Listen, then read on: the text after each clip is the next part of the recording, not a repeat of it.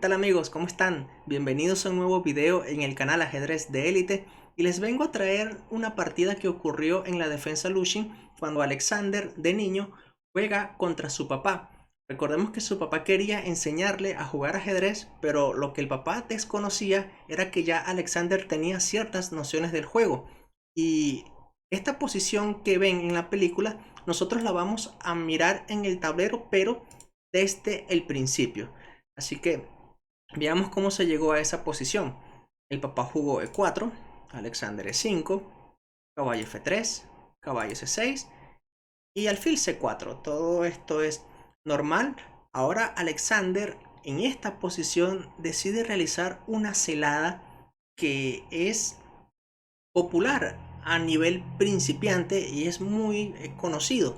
Y es la jugada caballo D4. Esta jugada es dudosa porque se viola el principio de mover dos veces la misma pieza en fase de apertura, pero es para ver si las blancas caen en la trampa, porque notarán que al moverse este caballo, este peón ha quedado indefenso y por eso el papá decide capturarlo. Eso es lo que se puede apreciar aquí en esta posición. El papá hizo caballo por E5 y Alexander decide responder a esa y continuar con esta famosa celada colocando la dama en la casilla G5. Esta, o sea, luego de caballo por peón, dama G5 y bueno, el papá se queda sorprendido porque nota que su hijo no presta atención a la casilla F7 porque está siendo atacado dos veces este punto y Alexander no decide defenderlo.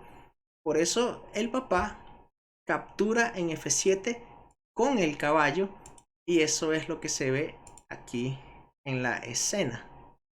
Caballo por F7 y claro, luego de esta jugada Alexander lo mira como que ya cayó en la trampa, porque ya a partir de aquí la posición ya es totalmente perdedora para las blancas.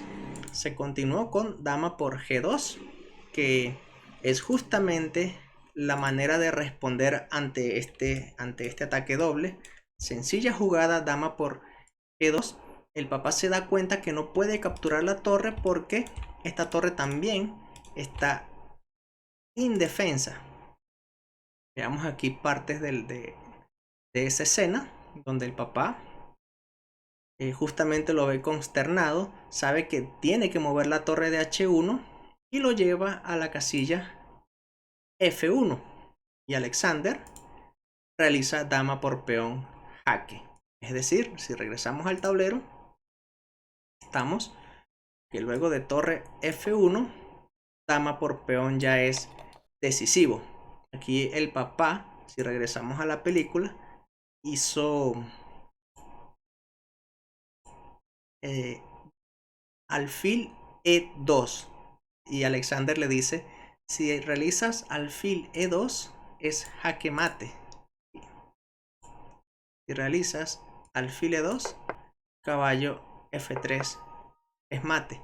Por ese motivo, el papá retrocede la jugada, coloca nuevamente el alfil en C4 y trata de realizar otro movimiento, que es colocar entonces la dama en E2. Y cuando lo está colocando, Alexander le dice al papá, si haces eso, pierdes la dama.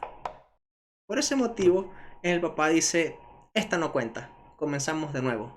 Se da cuenta de que su hijo tiene un gran potencial y también hay que decir que el papá queda muy consternado de perder en este juego, derrotado por su propio hijo a una corta edad.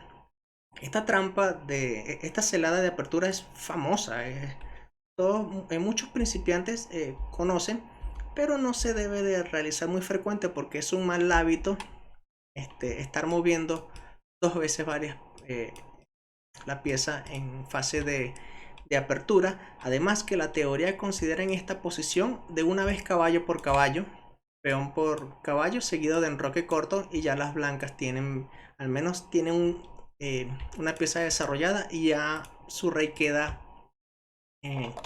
seguro.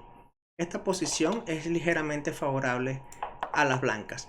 Por ese motivo esta celada no se debe de aplicar mucho, pero a nivel principiante sí he visto que muchos jugadores lo llevan a cabo porque son seducidos de capturar el peón en E5 y luego de dama G5 piensa que con caballo por F7 ganarán o la dama o la torre y se llevan la desagradable sorpresa: dama por peón, torre F1, dama por peón jaque, todo es forzado, y bueno, luego de alfil E2, caballo F3 es mate, mate o pierde la dama.